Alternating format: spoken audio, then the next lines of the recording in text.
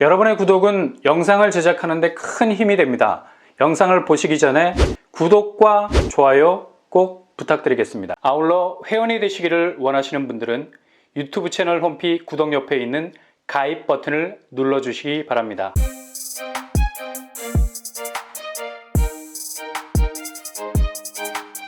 안녕하세요. 뻔뻔한 복덕방입니다. 한국은행이 늘 금리 부분에서 포인트를 짚고 있는 부분이 바로 시중은행 자체의 금리 궤적에는 별다른 이의가 없는 게 어차피 금리 궤적의 방향을 움직여야 하는 레일은 바로 미국 국채금리와 연동이 되어 있기 때문이죠.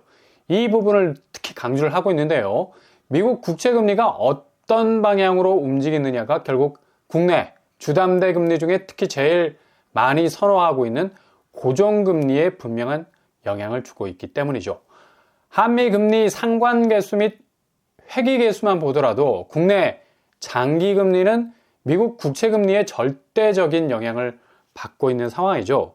지금 시중은행 주담대 금리 내려가는 게 거의 확정적인 분위기로 굳어가는 것처럼 얘기들을 하는데 상당 부분 단기적인 영향이 크다는 데 문제가 있습니다.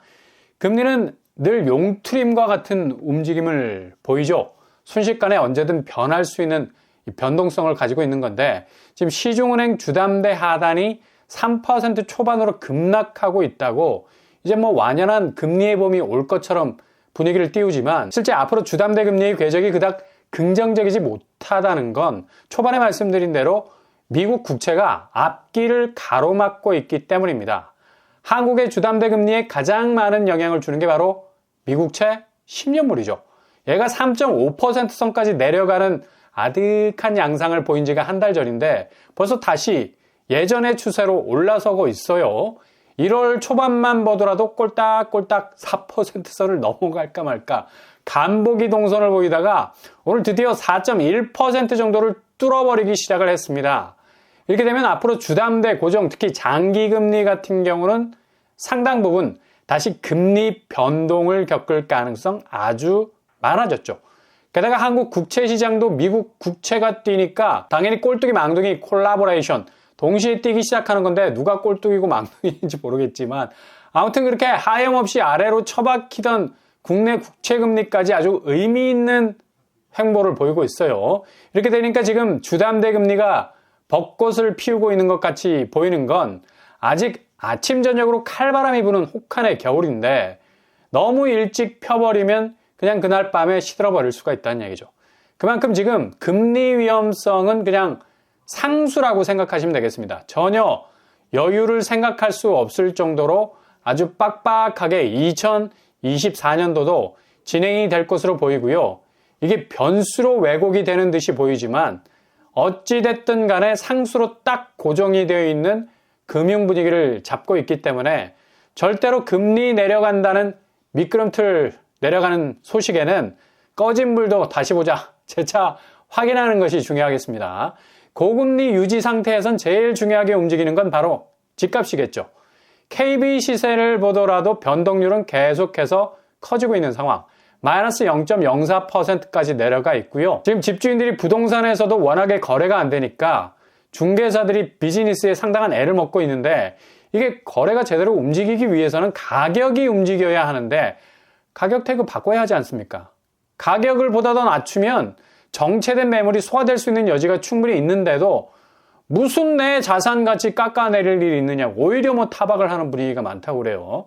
물론 본인이 그동안 엄청나게 자금 끌어모아서 지켜낸 가격 선상이라면 정말 헐값에 팔아야 하는 입장 굉장히 속이 까맣게 타들어갈 만하죠. 근데 정작 현실적인 거래가 성사가 안 되니까 그 와중에 팔고 빠지려는 분들은 급급매로 가격을 퉁쳐서 나오게 되니까 집값은 거래라는 딜을 제대로 치기 위해서 계속해서 지금 KB에서 내놓은 매매 가격 지수 그래프처럼 내려갈 수밖에 없다는 얘기죠.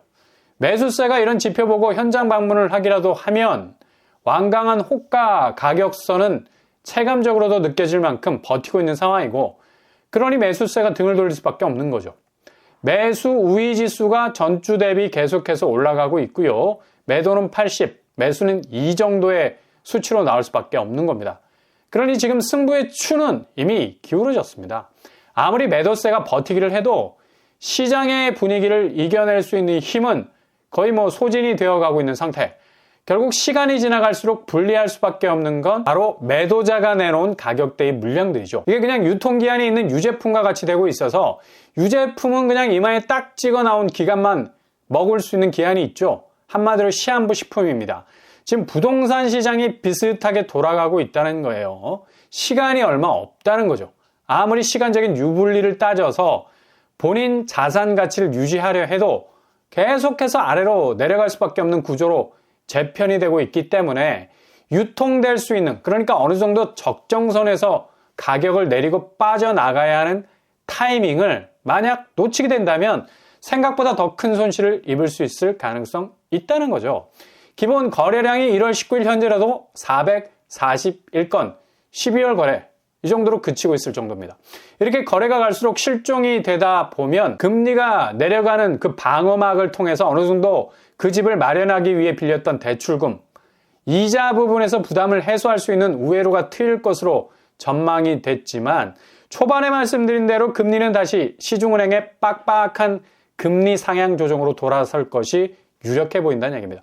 미국 국채가 딱 버티고 있는 상황이라서 절대로 시중은행이 자의적으로 움직일 수 있는 동선은 제한적일 수밖에 없습니다.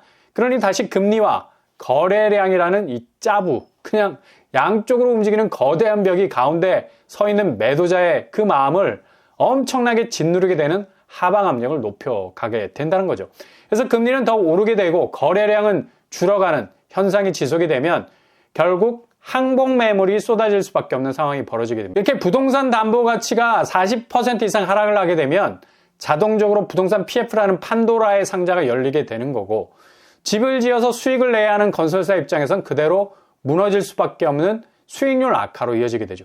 이런 위기감을 기재부에서도 엄청난 상반기 부동산 악재로 보고 있죠. 부동산 PF 시장은 자기 자본 5%에 불과하고 대출은 95%에 달해서 분양이 안 되면 그냥 망할 수밖에 없는 구조라고 분명히 말을 하고 있어요. 그래서 은근슬쩍 경착륙을 시켰다가는 금융시장 한 번에 날아갈 수 있다는 경고까지 하고 있는 겁니다. 그래서 근본적인 개선을 하지 않고는 절대로 해결될 수 없는 일이라는 얘기죠. 결국엔 각 부처에서도 부동산 시장이 결국 집값 하방 압력을 이기지 못하고 부동산 PF 부실이 터질 것을 예상하고 질서 있게 정리를 하겠다는 얘기를 꺼낼 만큼 지금 상황은 상당 부분 위기감이 엄청나게 올라와 있는 상태라 볼 수가 있습니다. 이런 상황에서 이번 주는 특히 강남권이 상당 부분 집값이 동요하고 있는 걸 볼 수가 있죠. 지난 12월까지는 비강남권이 요동을 치더니만 이게 거의 주고받는 펀치와 같은 양상이라 볼 수 있죠. 강남이 한 대 때리면 비강남권이 휘청거리다가 그 하락세를 다시 강남권으로 전가시키는 펀치를 날리고 있고, 오늘 올라온 거래 중에 강남구 일원동에 위치한 우성 7차 낙폭이 어마무시하게 컸습니다. 고점 23억 대비 14억 거래가 나왔습니다. 고점 대비 9억 정도 하락하는 모습을 보였는데요. 증여성 특수거래일 거라는 추정도 나오지만 이게 일반 중개거래가 됐기 때문에 그렇게 단정 지을 수는 없을 것으로 보이고요.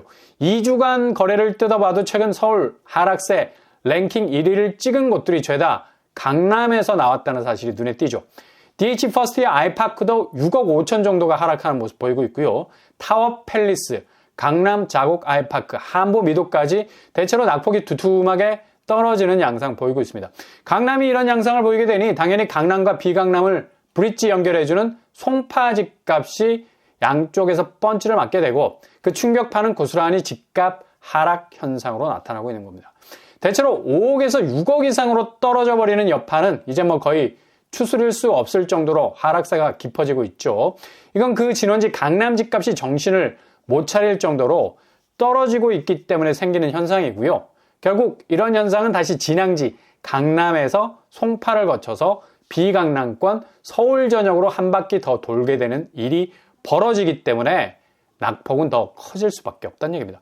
특히 집값은 자체 부동산 사이클상의 하락 전환점에 와 있기 때문에 잠시 머물러 있는 것이 아니죠. 이건 지금 건설사 PF 문제, 동시에 특히 제2금융권과 물린 금액, 특히 새마을과 신협은 이번에 워크아웃이 진행되고 있는 태영건설에 대한 직간접 채권이 1조 7천억에 달한다고 하잖아요. 그만큼 자금 규모가 커져 있고 이 중 새마을금고의 대출 2천억 정도는 올해 상반기로 만기가 돌아오는 브릿지론, 그러니까 사업을 일으키는 초기 단계의 대출이라서 이자도 엄청난 고금리라 위험성이 상당 부분 있다고 봐야죠. 그리고 태형건설 쪽도 뭐 지금 워크아웃이 진행 중이어서 대구 아파트 공사 건설 현장에서의 자금이 제대로 돌지 않아서 어음으로 임금을 지급하고 있어서 현금화가 상당 부분 어려운 상황이 계속되고 있다는 겁니다. 이렇게 워크아웃 여파가 점차적으로 확대가 되고 있는 와중에 있어서 진통은 계속될 것으로 보이는데 얼마나 깔끔하게 해결될지 물음표로 남을 수밖에 없겠고요. 이렇게 지금 구조적인 부동산 붕괴의 위험 요소가 쫙 깔려 있기 때문에 지금 집값 하향세가 예사롭지 않다는 거죠. 더욱이 강남의 하락세가 예전처럼 바람 불면 들어눕는 형국이 아니라 뿌리채 뽑힐 것 같은 느낌도 든다는 겁니다. 그러니 지금 상황 잘 들여다보시면서 과연 누가 유리한 고지를 선점하게 될지, 그리고 얼마나 빨리 빠질 수 있고 얼마나 늦게까지 기다릴 수 있는지 타이밍을 잘 간파를 하셔야 되겠습니다.